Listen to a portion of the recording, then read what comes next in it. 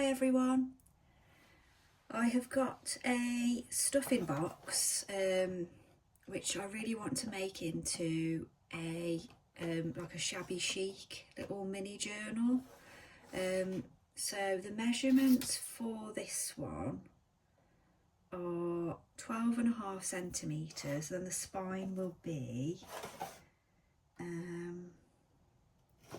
whoops, hold on, let me just get the spine measurements. 6 centimetres by, did I just say 11.5? 11.5 by 6 for the spine, by 15,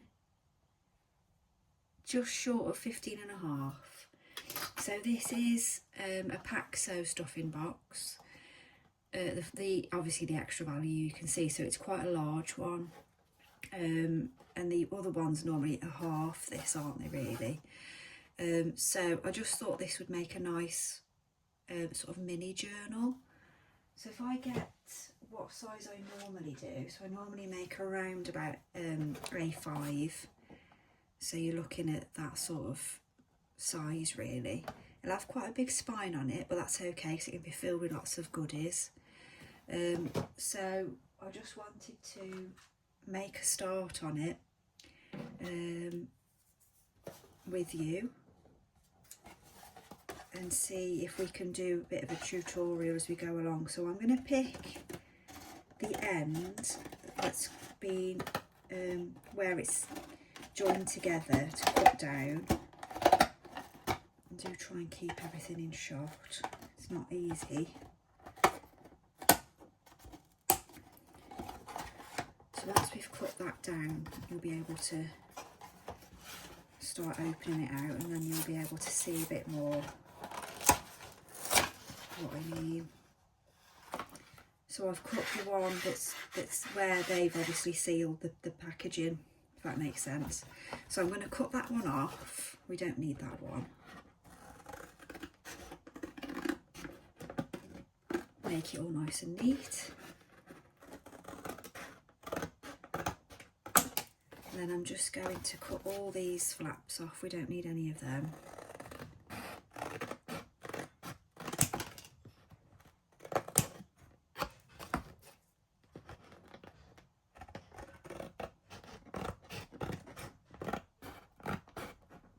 So just go all the way along. Try and keep it relatively neat. I'm going to cut this sort of bulky part off here.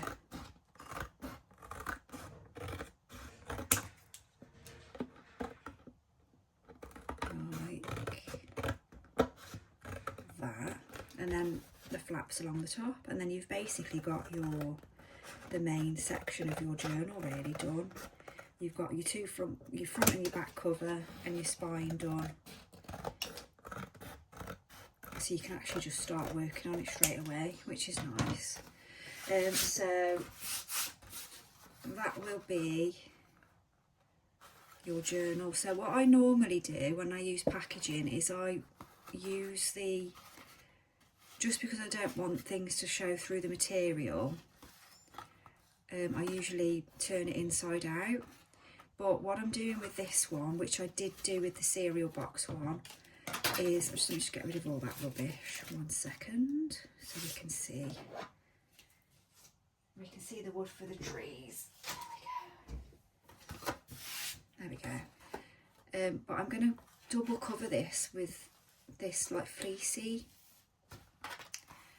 material, like I did with the other cereal box, because I really do think that it makes it quite nice and sturdy. Although you can see that, I don't think you'll be able to see it with the fabric on it over as well. Or should I not risk it? I think I'll not risk it and do it inside out just in case, because this will all be covered. So I've probably put too much fabric out actually. So this is just going to be the underlining, but you don't have to do this bit. It's just I quite like how the cereal box journal turned out. It turned out nice. It felt really sturdy with this extra, and this is thinner cardboard as well, so I'm thinking that will be a better option.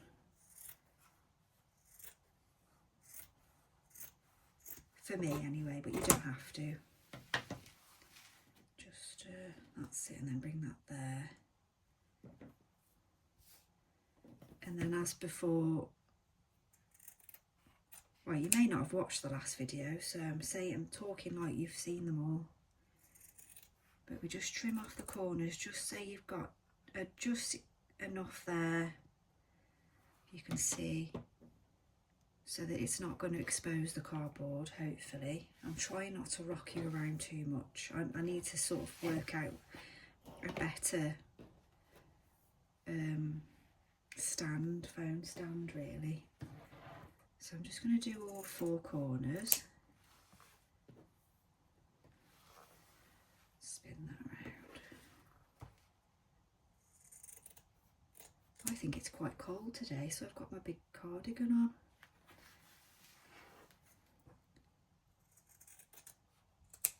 Okay,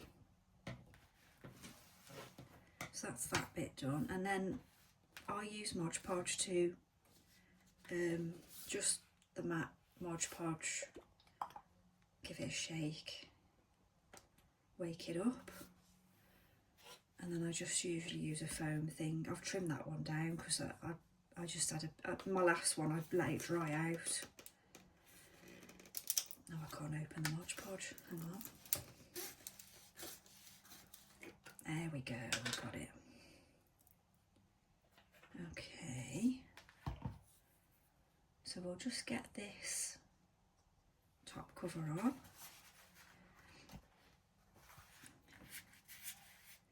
So I tend to do it in sections. So I'll probably do the front and the spine now.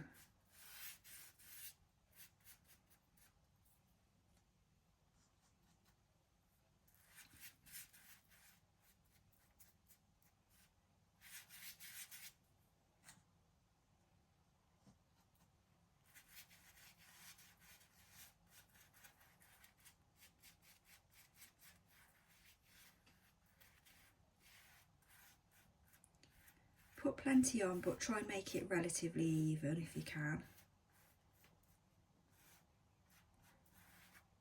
That'll do.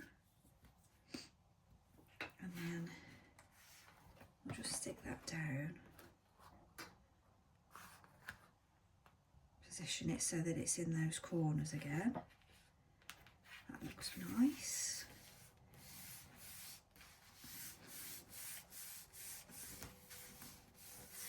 And then I'll fold that one back on itself and just do that back cover.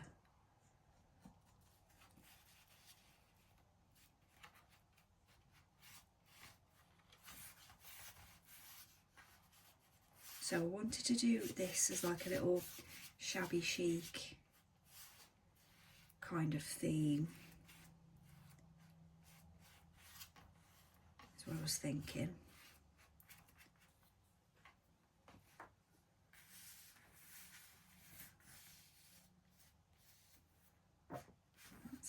And then just turn it over and make sure it's stuck down and it's nice and flat.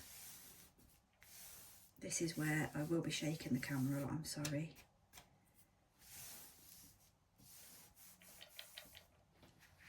And then we can move on to getting the all the edges glued on then.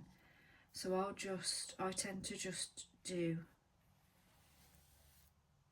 the edges like this, bring those two up. I don't think there's really a right or a wrong way, to be honest. It's just whatever your routine is. See, I've gone too far up there, but it doesn't matter. And with this fabric I found, because it's this fleecy, it's quite thick, you will need, if you are going to do this step, then you are going to need some little clips just to get that to glue in place. It will glue, I did last time anyway. You will glue down fleecy material, so you need quite a few clips. Just clip it as you go along. You might come back and some of the edges are just stuck up a little bit, but just pop some Mod Podge back on. You know, it's not the end of the world.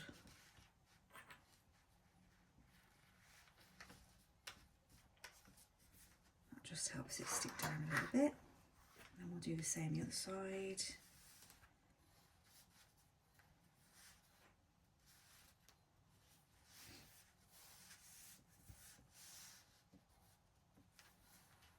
Make sure that's pulled tight, and then stick that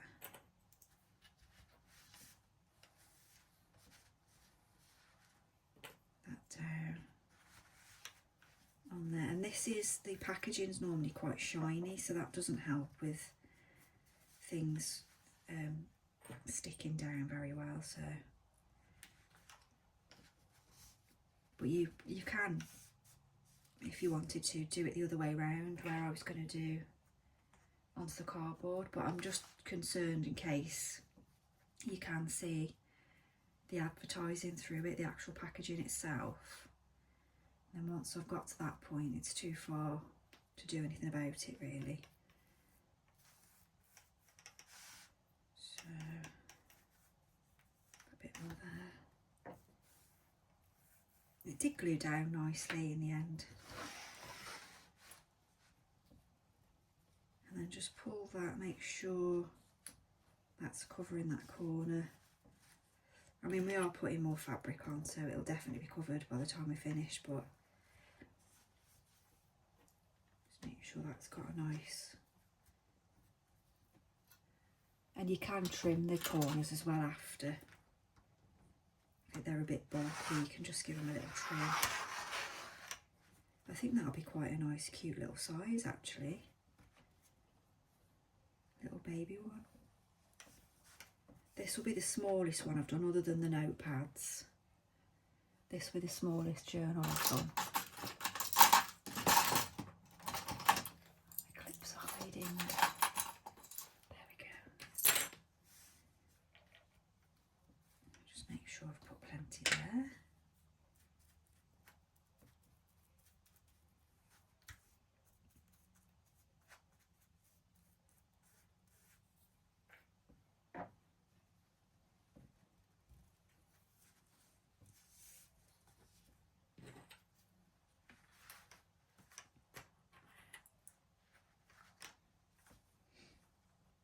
So that's that. So I'm going to leave that to dry. Again, if I hadn't decided to do it this way, we would have attached the fabric by now, the main fabric. So you can jump ahead of this step if you don't want to cover it with the fleecy material. But I just like that it makes it just that, excuse me, just that little bit more sturdy really.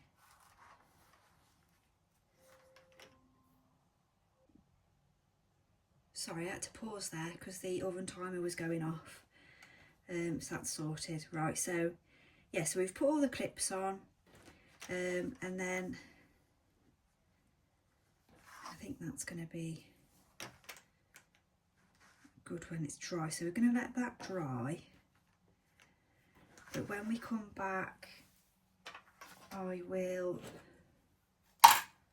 be putting the fabric on. Now I didn't want this to just be one fabric, so my plan is to use, whoops, I don't know what that was. My plan is to use a few different ones because it's going to be shabby chic. So I was thinking if I can get these into any sort of order, bear with me, I've just grabbed them from the fabric stash. So I was thinking maybe a line of this, a bit of this,